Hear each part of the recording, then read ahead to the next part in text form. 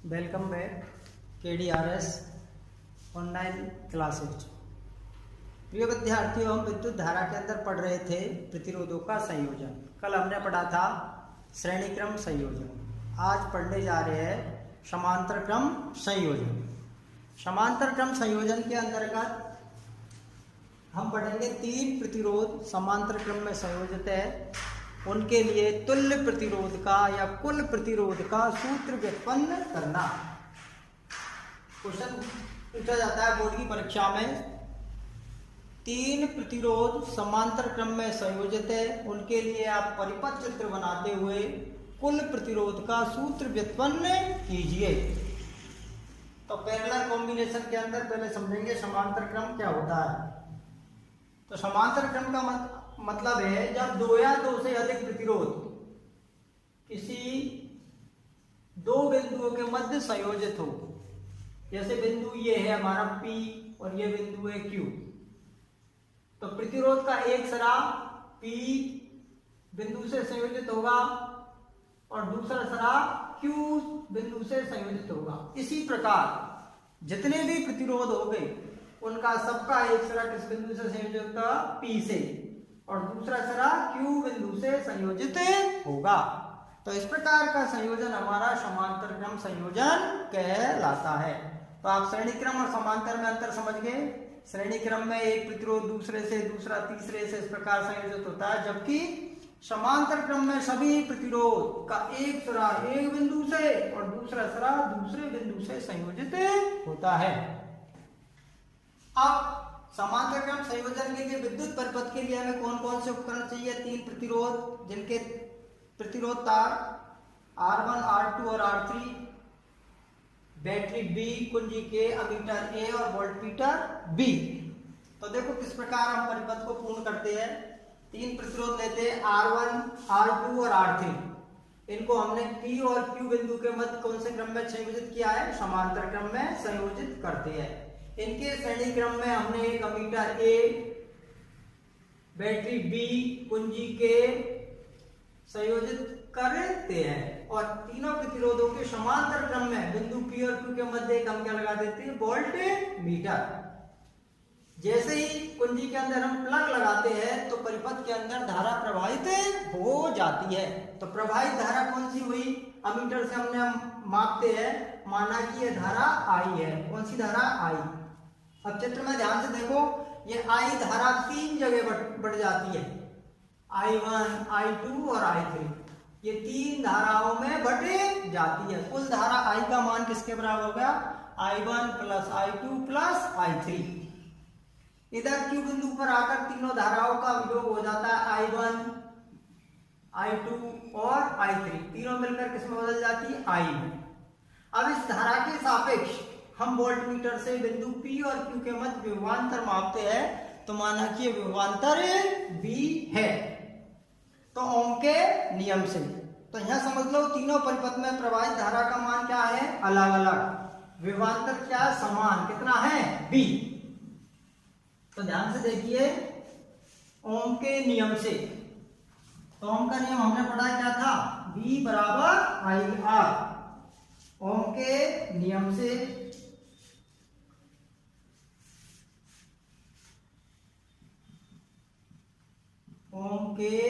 से V बराबर होता IR। तो I किसके बराबर होगा? V बटे R। समीकरण नंबर 1। ध्यान ये रखना है, यहाँ प्रवाहित धारा तीनों प्रतिरोधों में अलग अलग है। तो इस नियम के अनुसार प्रतिरोध R1 में प्रवाहित धारा, प्रतिरोध R1 में प्रवाहित धारा कौन सी है? देखो चित्र में I1। I1 बराबर क्या? विभवांतर V और प्रतिरोध का मान R1। समीकरण नंबर 2। इसी तरह प्रतिरोध R2 में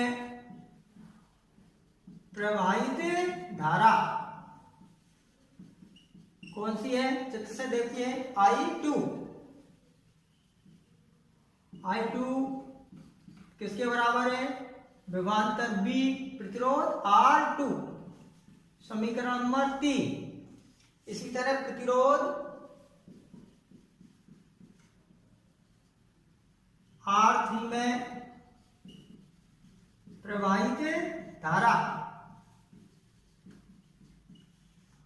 R3 में कौन सी धारा प्रवाहित होगी, I3। तो I3 बराबर हमारे पास क्या आ गया, B/R3, समीकरण number 4।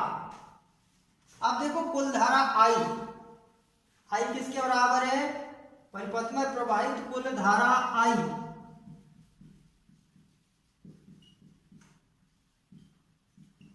I1 plus I2 plus I3। ध्यान से देखिए कुल धारा किसके बराबर आ गई, I1 plus I2 plus I3, समीकरण नंबर 5। अब देखो समीकरण नंबर 5 में मान रखेंगे समीकरण नंबर 1, 2, 3 और 4 से। तो ऊपर ध्यान से देखिए, तो समीकरण नंबर 5 में समीकरण 1, 2, 3 व 4 से मान रखने पर, रखिए मान I बराबर क्या है, B/R, I1 बराबर B/R1, I2 बराबर B/R2, I3 बराबर B/R3। अब देखिए B/R कॉमन क्या आ रहा है तीनों में, B, यहां हो गया 1/R1 plus 1/R2 plus 1/R3। अब देखिए यहां 1/R कर रहे हैं, B नीचे आ जाएगा, B/B, तो 1/R1 plus 1/R2 plus 1/R3, B से B गया, ये हमारे तुल्य प्रतिरोध क्या आ गया, R। तो 1/R बराबर 1/R1 plus 1/R2 plus 1/R3। जब 2 या 2 से अधिक, या कितने प्रतिरोध है, 3 प्रतिरोध समांतर क्रम में संयोजित है, तो उनके कुल प्रतिरोध का व्युत्क्रम उल्टा हो गया 1/R, क्योंकि हमने माना इसका कुल तुल्य प्रतिरोध क्या है, R। तो कुल प्रतिरोध का व्युत्क्रम अलग अलग प्रतिरोधों के व्युत्क्रम के योग के बराबर होता है। तो इसका देखो परिपथ चित्र क्या बनेगा, कुल परिपथ चित्र कुल प्रतिरोध के लिए R1, R2 और R3 है हमारे पास, ये सब मिलकर क्या बन गए, R। ये हो गया R, और प्रवाहित धारा कौन सी होगी इसमें, टोटल धारा क्या बहेगी पीछे, I। और विभवांतर किसके बराबर है, बैटरी के विभवांतर के बराबर, ये। तो कुल प्रतिरोध का व्युत्क्रम का मान अलग अलग प्रतिरोधों के व्युत्क्रम के योग के बराबर होता है। माना कि 2 प्रतिरोध संयोजित है, तो उनका तुल्य प्रतिरोध याद करना है। जैसे क्वेश्चन दे दिया, माना कि R1 व R2 समांतर क्रम में संयोजित है,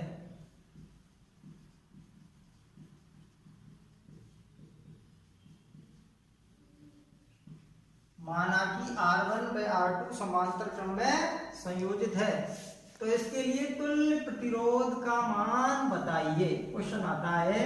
तो इसके लिए हम क्या करेंगे, समांतर क्रम में तुल्य प्रतिरोध का मान का सूत्र क्या है हमारे पास, 1/R बराबर 1/R1 plus 1/R2 plus 1/R3। इस तरह इसको लिखेंगे हम। माना कि इसका तुल्य प्रतिरोध R है, तुल्य प्रतिरोध क्या है हमारे पास, R है, तो क्या लिखेंगे 1/R। पहला प्रतिरोध 1/R का व्युत्क्रम, R का व्युत्क्रम, इधर R2 का व्युत्क्रम क्या होगा, 1/R2। अब यहाँ लघुत्तम लो, क्या है हमारे पास, R1 और R2। R1 से R गया, क्या बचा R2, R2 से R2 गया, क्या बचा R1, किसके बराबर है ये 1/R। तो R बराबर क्या हो जाएगा हमारे पास, R बराबर आ गया R1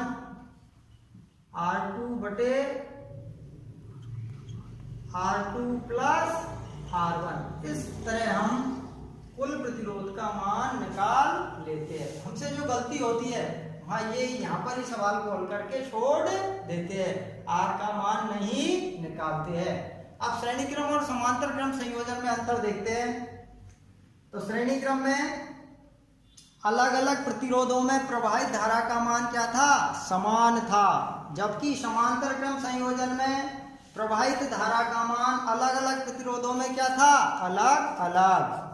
विभवांतर का मान श्रेणी क्रम में अलग अलग प्रतिरोधों में अलग अलग था, क्या V1 V2 V3, जबकि समांतर क्रम संयोजन में विभवांतर का मान क्या है, सभी प्रतिरोधों में समान।